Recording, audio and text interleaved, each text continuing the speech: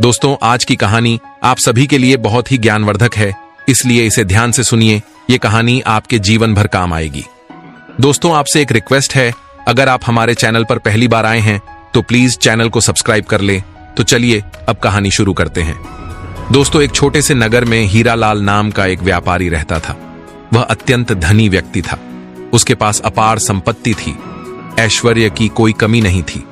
उसने अपने परिश्रम और सूझबूझ से जीवन में अनेक ऊंचाइयां प्राप्त की थी। वो जिस नगर में भी कारोबार करता, वहां उसे निश्चित ही सफलता मिलती। उसकी समझदारी और मेहनत के कारण उसका व्यवसाय निरंतर उन्नति की ओर बढ़ता गया। हीरालाल के पिता ने उसे 4 महत्वपूर्ण बातें बताई थीं, जिनका वह नियम से प्रतिदिन पालन करता था। उन्हीं आदर्श को अपनाने के कारण उसका जीवन बेहद सुखमय और समृद्ध था। उसने हर क्षेत्र में सफलता हासिल की और उसका नाम पूरे नगर में प्रसिद्ध हो गया। दोस्तों, समय बीतता गया और अब हीरालाल उम्र दराज हो चुका था। उसे यह आभास होने लगा कि उसकी आयु अधिक नहीं बची है और वो कभी भी इस दुनिया को छोड़ सकता है। परंतु उसे चिंता थी कि उसका पुत्र अत्यंत सरल और सीधा साधा है। उसे दुनियादारी की अधिक समझ नहीं थी। इसीलिए उसने अपने बेटे को पास बुलाया और स्नेहपूर्वक कहा, बेटा, मेरे जीवन की सफलता का रहस्य 4 ऐसी बातें हैं जो मेरे पिताजी ने मुझे सिखाई थी। उन्हीं सिद्धांतों के कारण मैंने हर कठिनाई को पार किया और इस मुकाम तक पहुंचा। मैंने अपने पूरे जीवन में कभी हार नहीं मानी, हमेशा प्रसन्न और संतुष्ट रहा। देखो, आज ना तो मैं किसी बीमारी का शिकार हुआ और ना ही कभी धन की कमी का सामना करना पड़ा। मैं इस नगर का सबसे प्रतिष्ठित और समृद्ध व्यापारी बना और यह सब उन्हीं सिद्धांतों के कारण संभव हुआ। दोस्तों, फिर उन्होंने अपने पुत्र को और करीब बुलाया और कहा, बेटा, मैं चाहता हूं कि तुम मुझसे भी अधिक सफल बनो, मेरा नाम और ऊंचा करो, मुझसे ज्यादा धन अर्जित करो, लोग तुम्हारी प्रशंसा करें, तुम्हारी सफलता के चर्चे हर जगह हो। मेरे समय और तुम्हारे समय में बहुत अंतर है, लेकिन अगर तुमने इन 4 बातों को अपने जीवन में उतार लिया और पूरी निष्ठा से इनका पालन किया तो तुम निश्चित ही धनवान बन जाओगे। अपने जीवन को अत्यंत सुखद और समृद्ध बनाने के लिए इन बातों का अनुसरण करो। यदि तुम इनका पालन करोगे तो ना तो तुम्हारे परिवार में कोई संकट आएगा और ना ही तुम्हारे व्यापार में कोई बाधा आएगी। दोस्तों, इतना कहकर हीरालाल ने अपने पुत्र को 4 महत्वपूर्ण बातें समझाने शुरू की। उसने कहा, बेटा, पहली बात यह है कि हमेशा छांव में जाना और छांव में ही लौटना। फिर दूसरी बात कहते हैं, अपने घर के चारों ओर चमड़े की दीवार बनवाओ। अब तीसरी बात कहते हैं, हर भोजन में मिठास अवश्य होनी चाहिए। और चौथी बात, जो कि बहुत महत्वपूर्ण है, वो है अपनी पत्नी को हमेशा नियंत्रित रखो। दोस्तों, ये बातें बताकर हीरालाल निश्चिंत हो गया, क्योंकि उसे विश्वास था कि उसका सीधा साधा बेटा उसकी इन बातों को जरूर अपनाए और इन्हें अपने जीवन में लागू करेगा। मित्रों, समय बीतता गया और फिर एक दिन हीरालाल का निधन हो गया। उसके बाद उसके पुत्र ने अपने पिता की कही 4 बातों को एक कागज पर लिख लिया ताकि वह उन्हें भूल ना जाए। फिर उसने अपने जीवन में उन्हीं बातों को अपनाना शुरू कर दिया और उनका अनुसरण करने लगा। पहली सीख के अनुसार छाव में जाना और छाव में आना, उसने अपने घर से दुकान तक पूरे रास्ते में टेंट लगवा दिया। क्योंकि वो अत्यंत धनवान था, इसीलिए किसी ने उसे रोकने की हिम्मत नहीं की। जब नगर के लोग उससे पूछते कि उसने ऐसा क्यों किया, तो वह केवल यही कहता, मेरे पिताजी ने ऐसा करने के लिए कहा था। इसके बाद उसने दूसरी सीख को अपनाया, अपने घर के चारों ओर चमड़े की दीवार बनवाओ। उसने अपने घर के चारों ओर मोटी चमड़े की दीवार खड़ी कर दी। ये देखकर नगरवासियों को बहुत गुस्सा आया। कई लोग उससे झगड़ने लगे और कहने लगे, तुमने ये चमड़े की दीवार क्यों बनाई? इससे बदबू आती है और हमें असहनीय कष्ट होता है। इसे तुरंत हटाओ। लेकिन उसकी अत्यधिक धन संपत्ति के कारण कोई उसका अधिक विरोध नहीं कर सका। अब उसने तीसरी सीख को अपनाया, हर भोजन में मिठास होनी चाहिए। इसलिए वह अपनी पत्नी से प्रतिदिन मीठे पकवान बनवाने लगा। कभी हलवा, कभी मिठाइयां, कभी सेवियां। वह दिन रात मीठा ही खाता रहता। चौथी सीख को समझने में उसने सबसे बड़ी भूल कर दी। उसने अपनी पत्नी को सचमुच रस्सी से बांधना शुरू कर दिया। वो सोचता था कि यही उसके पिता का सच्चा उपदेश था। दोस्तों, समय बीतता गया और धीरे धीरे उसका जीवन बर्बाद होने लगा। उसके द्वारा उठाए गए अजीबोगरीब कदमों के कारण लोग उसे मूर्ख समझने लगे। उसका कारोबार दिन ब दिन ठप होने लगा। ग्राहक कम होते गए क्योंकि अब वह केवल तब दुकान जाता जब उसका मन करता और जब चाहता तब लौट आता। धीरे धीरे उसे अपने पिता के बनाए इस व्यवसाय में रुचि नहीं रह गई और उसका इसमें मन नहीं लगता था। इस कारण उसके सभी ग्राहक उससे नाखुश रहने लगे थे। धीरे धीरे ग्राहक एक एक करके उसकी दुकान से किनारा करने लगे और उसका कारोबार पूरी तरह से ठप हो गया। जिस व्यापार को उसके पिता ने कड़ी मेहनत और संघर्ष से खड़ा किया था, वो चंद महीनों में ही पूरी तरह बर्बाद हो चुका था। उसकी आमदनी लगातार घटती जा रही थी, जिससे वो तनाव में रहने लगा था। उसने अपने घर के चारों ओर जो चमड़े की ऊंची दीवार बनवाई थी, उसकी वजह से पूरे इलाके में दुर्गंध फैलने लगी। ये बदबू इतनी असहनीय थी कि उसके पड़ोसी भी तंग आ गए और अपना घर छोड़कर कहीं और बसने लगे। धीरे धीरे उसकी प्रतिष्ठा भी गिरने लगी और अब कोई भी उससे मिलने तक नहीं आता था। यहां तक कि उसके अपने मित्र और रिश्तेदार भी उससे दूरी बनाने लगे। लेकिन उसे अब भी ये समझ नहीं आ रहा था कि आखिर उसकी जिंदगी में इतना गलत क्यों हो रहा है। इसके अलावा वह हर रोज केवल मीठा ही खाता था, जिससे उसका शरीर असंतुलित रूप से बढ़ने लगा। उसका वजन जरूरत से ज्यादा बढ़ गया और इसके चलते उसे कई तरह की बीमारियां घिरने लगी। अब तो आए दिन उसे वैद्य के पास जाना पड़ता और इलाज में उसका काफी पैसा भी खर्च होने लगा। मित्रों, सबसे बड़ा झटका उसे तब लगा जब उसकी पत्नी ने उसे छोड़ दिया। उसने अपने पिता की चौथी सीख का गलत अर्थ निकाला था और अपनी पत्नी को सचमुच बांध कर रखने लगा था। इस अत्याचार से तंग आकर उसकी पत्नी उसे छोड़कर मायके चली गई। उसने उसे मनाने की बहुत कोशिश की, लेकिन वह लौटने को तैयार नहीं हुई। आखिर कोई भी स्त्री ऐसे व्यक्ति के साथ क्यों रहना चाहेगी जो उसे हर दिन कैद में रखे। अब उसकी जिंदगी पूरी तरह से बर्बाद हो चुकी थी। न तो उसके पास व्यापार बचा था, न धन संपत्ति, न ही कोई अपना रिश्तेदार जो कभी उसके पैसे के कारण उसके आसपास घूमते थे। अब उसकी स्थिति देखकर उसे पहचानने से भी कतराने लगे। उसकी सेहत भी इतनी खराब हो चुकी थी कि वो हर समय परेशान रहता। उसे ये सब समझ ही नहीं आ रहा था कि ये सब क्यों और कैसे हुआ। मित्रों, हर दिन वह अपने पिता की उन 4 बातों को याद करता और दुखी होकर कहता, पिताजी, आपने तो मेरा पूरा जीवन नष्ट कर दिया। आपकी उन 4 बातों के कारण आज मेरा सब कुछ चला गया।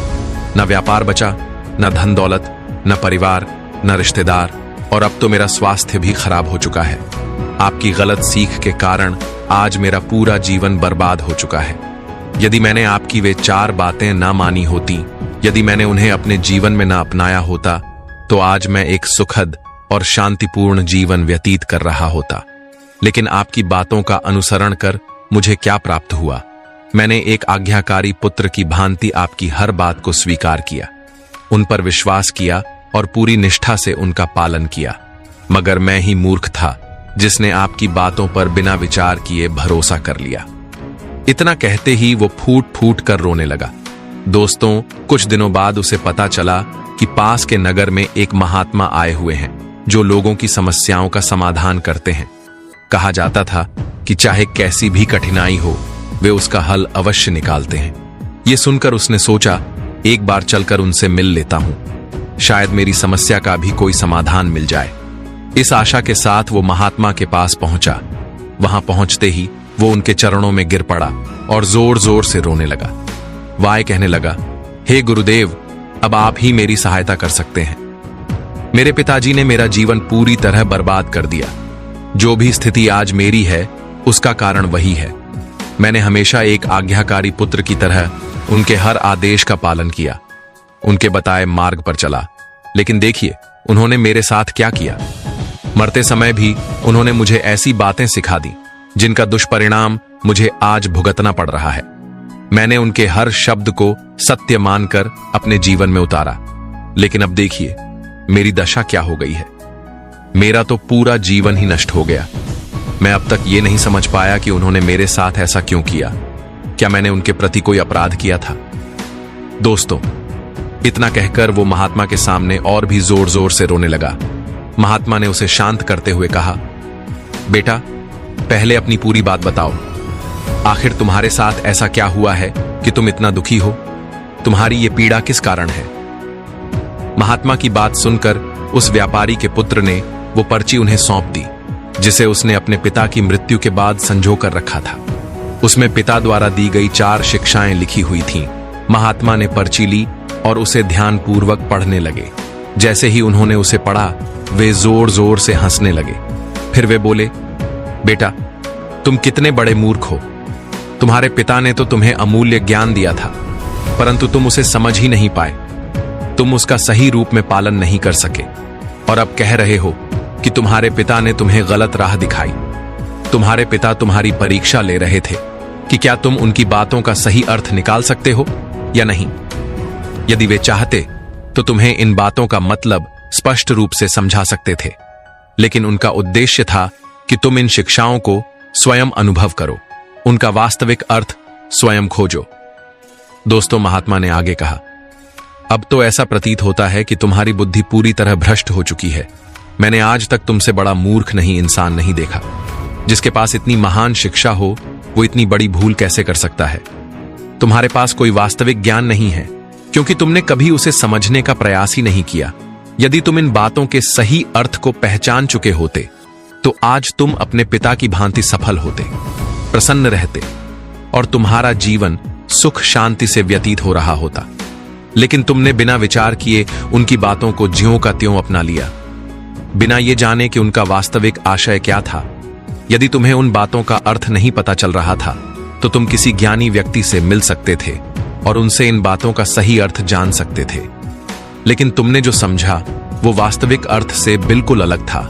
ये सुनकर वो व्यापारी का पुत्र चिंता में पड़ गया और कहने लगा, हे गुरुवर, क्या मैं अपने पिता की बातों को सही तरीके से नहीं समझ पाया?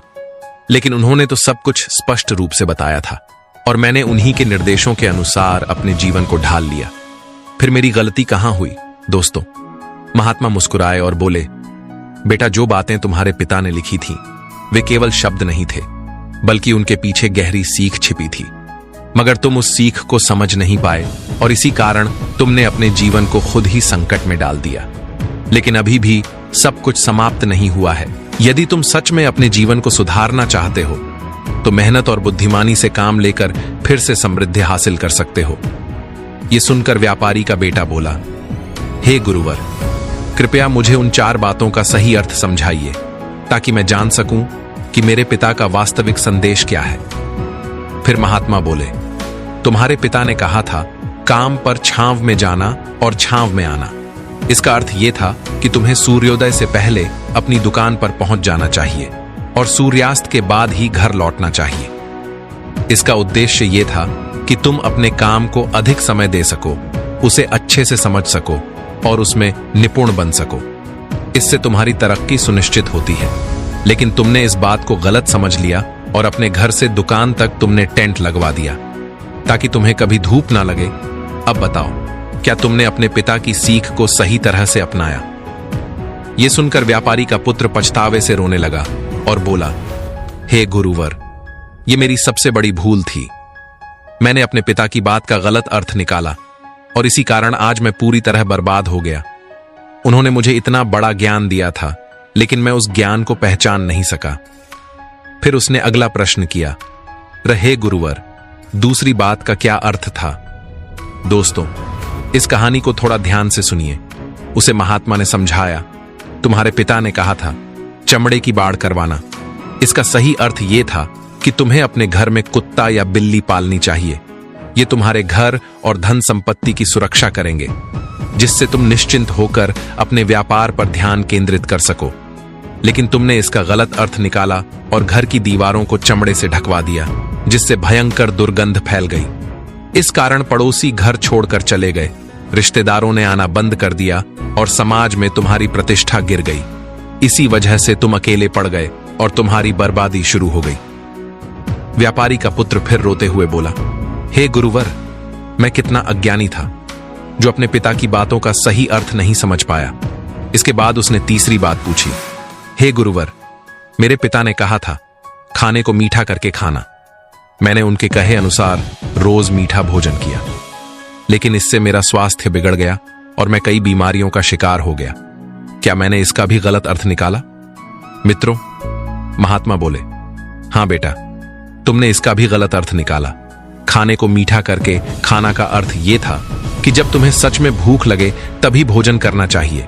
जब पेट खाली होता है और भूख तेज होती है तो साधारण भोजन भी स्वादिष्ट लगता है, लेकिन यदि भूख ना हो और फिर भी भोजन किया जाए तो वो शरीर को नुकसान पहुंचाता है। यदि तुमने अपने पिता की इस बात को सही तरीके से समझा होता तो तुम स्वस्थ रहते और बीमारियों से घिरे ना होते। दोस्तों, एक बार फिर व्यापारी का पुत्र फूट फूट कर रोने लगा और बोला, हे गुरुवर, अब मुझे समझ आ रहा है कि मैंने कितनी बड़ी भूल कर दी। इसके बाद उसने अंतिम प्रश्न किया, हे गुरुवर, मेरी आखिरी गलती क्या थी? अपनी पत्नी को हमेशा बांध कर रखना, इसका असली अर्थ क्या था? फिर महात्मा ने कहा, बेटा, इसका यह अर्थ बिल्कुल भी नहीं था कि तुम अपनी पत्नी को रस्सी से बांध कर रखो। इसका वास्तविक अर्थ था कि जब भी तुम दोनों के बीच कोई मतभेद हो, कोई विवाद हो, तो तुम कभी अपनी पत्नी का साथ मत छोड़ना। जब पति अपने रिश्ते को निभाने का संकल्प लेता है और कठिन परिस्थितियों में भी पत्नी का साथ देता है, तो पत्नी भी रिश्ते को मजबूती से निभाती है। लेकिन तुमने इस बात को गलत समझ लिया और इसका विपरीत अर्थ निकाल लिया। यदि तुमने सही अर्थ समझा होता तो तुम्हारा वैवाहिक जीवन भी सुखमय होता और तुम्हारी पत्नी तुम्हारा साथ कभी नहीं छोड़ती। लेकिन इसका अर्थ यह नहीं है कि तुम अपनी पत्नी पर अत्याचार करो। दरअसल तुम्हारे पिता ये कहना चाहते थे कि किसी भी रिश्ते को इस तरह से निभाओ कि वाय मजबूती से बना रहे। चाहे मतभेद और तकरार हो जाए, लेकिन वो रिश्ता इतनी मजबूती से जुड़ा हो कि वो तुम्हें किसी प्रकार की हानि ना पहुंचा सके, तुम्हारे साथ कोई छल ना कर सके और तुम्हारा कोई नुकसान ना कर सके। अपने संबंधों को संजो कर रखो, उन्हें उपेक्षित मत करो, अन्यथा वे तुम्हारे हाथ से फिसल जाएंगे। हम में से अधिकतर लोग यही गलती करते हैं। हम अपने नए रिश्तों को समय नहीं देते, उन्हें समझने का प्रयास नहीं करते। परिणाम स्वरूप वे कमजोर पड़ जाते हैं और टूट जाते हैं। यही गलती तुमने भी की। तुमने अपनी पत्नी को जबरदस्ती नियंत्रण में रखने की कोशिश की, जिससे वो तुमसे दूर हो गई और तुम्हें छोड़कर चली गई। तुम्हारा व्यवहार माफी योग्य नहीं था, लेकिन फिर भी तुम्हें अपनी गलती का प्रायश्चित करना चाहिए। जाओ, अपनी पत्नी से क्षमा मांगो और उसे वापस लाओ। यही वे 4 बातें थीं जो तुम्हारे पिता तुम्हें समझाना चाहते थे, लेकिन तुमने उनका गलत अर्थ निकाल लिया। इसी कारण तुम्हारा जीवन पूरी तरह बर्बाद हो गया। लेकिन अभी भी समय है। यदि तुम इन बातों को सही ढंग से समझकर अपनाओगे तो तुम अपने जीवन को फिर से संवार सकते हो। ये 4 बातें किसी भी व्यक्ति के जीवन की समस्याओं का हल है। यदि तुम्हें सफलता पानी है तो तुम्हें परिश्रम करना ही होगा। सूर्योदय से पहले घर से निकलो और सूर्यास्त के बाद ही लौटो, ताकि कोई तुम्हारा धन न छीन सके। अपने संबंधों को इस प्रकार निभाओ कि वे तुम्हारे लिए बोझ न बने, बल्कि संबल बने। भोजन करो, लेकिन तभी जब भूख लगी हो, ताकि तुम अपने जीवन का प्रत्येक क्षण आनंद के साथ जी सको। और हां, अपने घर में कुत्ते या बिल्ली को पालना मत भूलना, ताकि तुम्हारी संपत्ति और सुख समृद्धि सुरक्षित रहे।